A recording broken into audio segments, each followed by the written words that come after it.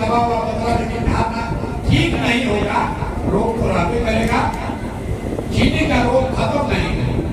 फिर आपका बाल बच्चा कोई रिश्तेदार मान लीजिए दिल्ली में रहता है, वहां पर भी आप क्या इलाज कराना, शरीर कमजोर पड़ता जा रहा है, चीनी का रोग हो जाता है, गांव देहात में आपको कहता है बड़ा कमजोर हो गए।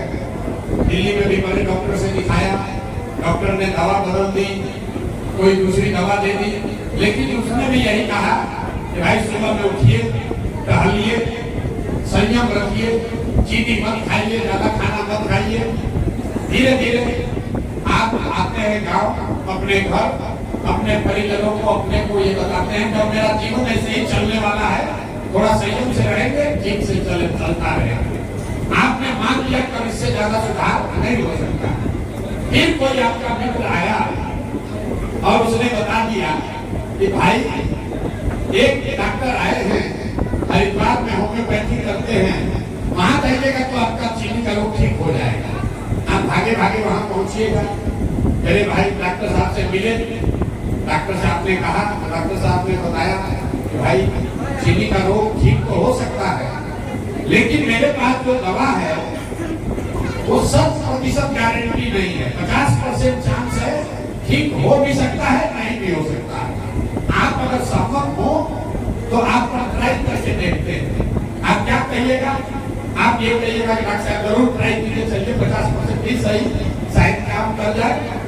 तो मेरे भाई जो बिहार में पहले से दल है वो एक्सपायर दवा है, भाजपा, राजद, कांग्रेस, जदयू, उसको आपने खा लिया, देख लिया, समझ लिया और उससे जो सुधार होना था वो भी देखा, जो नहीं सुधारना था वो भी देख लिया।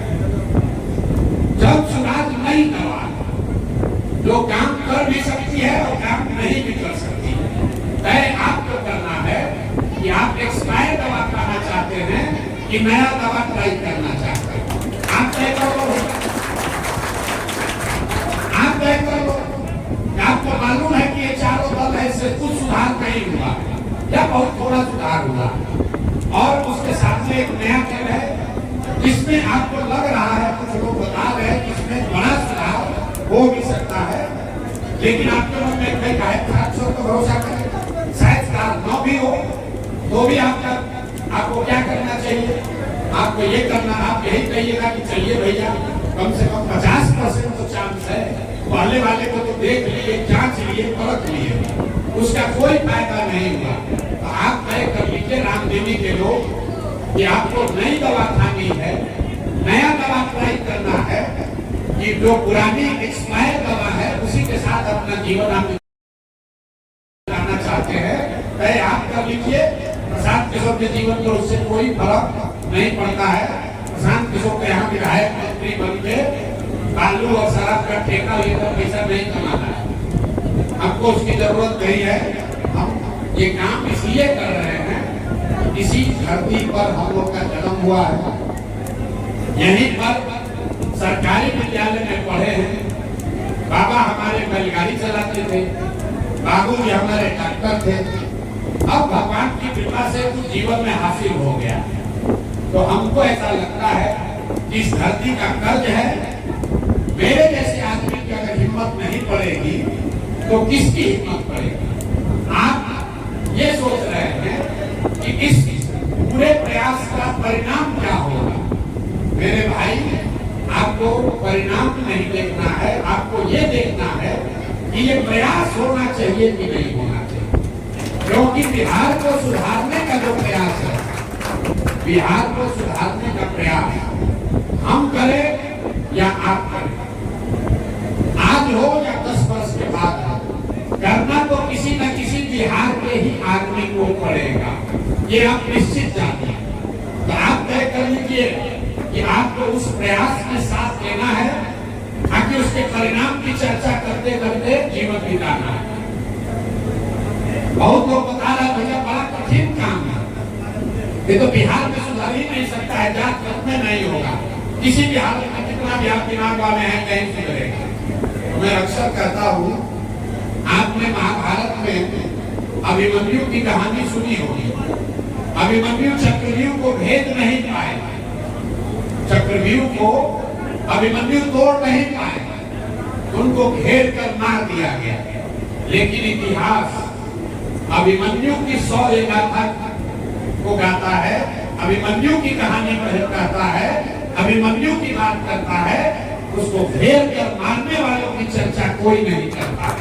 तो हम जो प्रयास कर रहे हैं इसमें सफलता मिले या न मिले, हमने अपना जीवन का सब कुछ दांव पर लगाया, अपनी बुद्धि, अपनी शक्ति, अपना संसाधन, अपना परिवार, अपना शरीर, और बिहार को सुधारे बगैर मानेंगे नहीं, चाहे 5 वर्ष लगे कि 10 वर्ष लगे। तय आपको करना है कि आप उसमें मदद के लिए खड़े होते हैं कि बाहर बैठ के कमेंट्री करते हैं। गाथा मेरी ही लिखी जाएगी मेरे भाई, हम चक्रव्यूह को भेज देंगे तो भी, और अगर न भेज पाए मारे गए तो भी गाथा प्रशांत किशोर की और धनसुराज की इस प्रयास की ही लिखी जाएगी। जब इतिहास लिखा जाएगा तो ये जरूर लिखा जाएगा कि 3 वर्ष किसी लड़के ने कोशिश जरूर की थी, बिहार के लोग माने न माने वो उनकी बात है। तो हम प्रयास करने आए हैं, मानना नहीं मानना आपका निर्णय है, निर्णय आपको करना है। आप जिस परिस्थिति में रह रहे हैं, अगर आपको अच्छा लग रहा है तो आप उसी में बने रहिए, और अगर नहीं अच्छा लग रहा है तो आपके पास विकल्प है। समाज में 60% आदमी कभी नहीं सहमत होगा। प्रशांत किशोर की बात छोड़िए, इस देश में लोगों ने गांधी को गोली मार दिया तो प्रशांत किशोर की क्या औकात? जिस दिन देश आजाद हो रहा था, जिस दिन देश आजाद हो रहा था, अंतिम हम बात कहेंगे, चाय पिएंगे, चाय आ गई, चाय भरा, जितना चाय पिलाने का पैसा हो उतना बोल दिया। जिस दिन देश आजाद हो रहा था, आप समझिए कि आज 15 अगस्त 1947 है, उस दिन भी हजारों लोग अंग्रेजों के सैलरी पर, अंग्रेजों के यहाँ नौकरी कर रहे थे, और आजादी मिलने के बाद भी अंग्रेजों का डंका बजा रहे थे।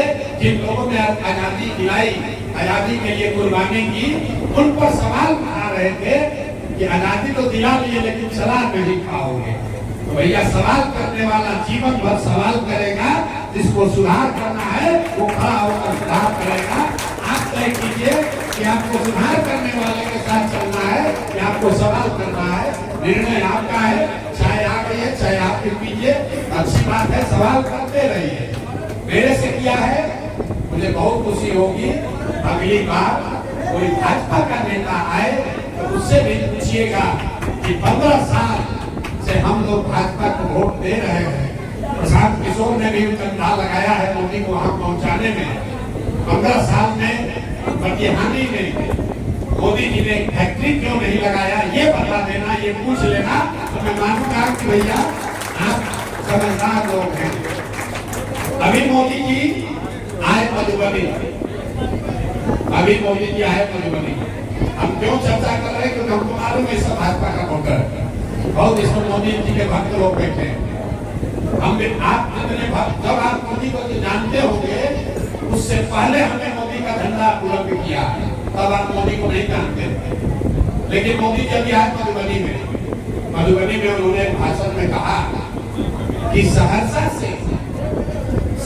से बॉम्बे जाने के लिए एक नई वंदे भारत आधुनिक ट्रेन बिहार के लिए दी जा रही है, जिससे श्रमिक परिवार के बच्चे आसानी से बॉम्बे जा पाएंगे। जरा इस वक्तव्य को, इस बयान को ध्यान से सुनिए।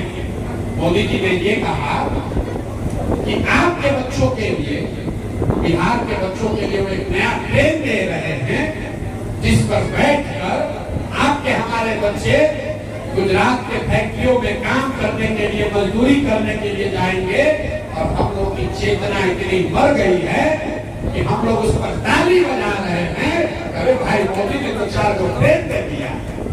मेरे भाई, अगर हमारी बात न समझ में आई हो तो एक बार जाकर देख लीजिए। अगर मोदी जी ने कभी जीवन में गुजरात में ये बात कही हो कि गुजरात से एक ट्रेन चलेगी जिसमें गुजरात के श्रमिक परिवार के लोग बॉम्बे और तमिलनाडु जाएंगे काम करने, हम आपको दावा कर रहे हैं एक भी गुजराती उनको वोट नहीं देगा। मेरे भाई, मोदी जी जब गुजरात जाते हैं, आप देखिए यहाँ मधुबनी आए, उसके बाद कच्छ गए। कच्छ में उन्होंने भाषण दिया, कहा कि मेरे कच्छ में दुनिया का सबसे बड़ा सौर ऊर्जा का केंद्र बन रहा है। मोदी जी जब गुजरात जाते हैं तो वहाँ गिफ्ट सिटी की बात करते हैं, बुलेट ट्रेन की बात करते हैं, कच्छ में सोलर पार्क की बात कर रहे हैं, फैक्ट्रियों की बात कर रहे हैं। कच्छ एक जिला है जिसमें 50,000 करोड़ का इन्वेस्टमेंट हो रहा है, इसकी बात कर रहे हैं। उन्होंने उसी भाषण में कहा कि गुजरात को अभी से तैयारी करनी चाहिए कि जब गुजरात 2035 में 75 साल का होगा तो वहाँ पर क्या क्या काम होना चाहिए। वही मोदी जी जब बिहार आते हैं तो कहते हैं कि बिहार के 9 करोड़ लोगों को 4 किलो अनाज की व्यवस्था मोदी ने कर दी है और हम और आप 4 किलो अनाज पर ही वोट दिए जा रहे हैं। यहाँ पर आएंगे तो भारत पाकिस्तान का बात होगा, यहाँ पर आएंगे तो हिंदू मुसलमान का बात होगा, और गुजरात जाएंगे तो तरक्की की बात होगी। फर्क यही है, इसीलिए गुजरात में आप और हमारे बच्चे जाकर नौकरी कर रहे हैं और हम लोग यहाँ से मजदूर बनाकर ट्रेन में भेज रहे हैं। और यहाँ की राजनीति इतनी ही है कि कौन है वो ट्रेन ज्यादा दे दिया, कौन ट्रेन का वो स्टॉपेज बढ़वा दिया। इसी पर आदमी कहता है भैया नेताजी वहाँ काम करो था, पहले ट्रेन का यहाँ स्टॉपेज नहीं था, एक स्टॉपेज करवा दिए। इसी पर 5 वर्ष आप वोट दे रहे हैं। तो मेरे भाई, आपको अगर मजदूर नहीं बनना है, अगर फैक्ट्री यहाँ चाहिए, रोजगार यहाँ चाहिए, शिक्षा यहाँ चाहिए, मोदी को वोट देना है, मोदी को ही दीजिए। लेकिन कम से कम उनसे मांगिए तो सही भाई। गुजरात का आदमी मांग तो रहा है, बिहार का आदमी तो मांगिए नहीं रहा। हम लोग नरेंद्र मोदी ने ये दिए, अयोध्या में मंदिर बनिए गया, लालू जी से बचाए हुए हैं, चलिए बोरा में भर के इनको वोट देते रहे। और अगर मोदी जी कहते हैं कि नीतीश कुमार को मान लो, तो नीतीश कुमार को हम लोग मान लेंगे, कोई दिक्कत नहीं। बहुत बहुत धन्यवाद।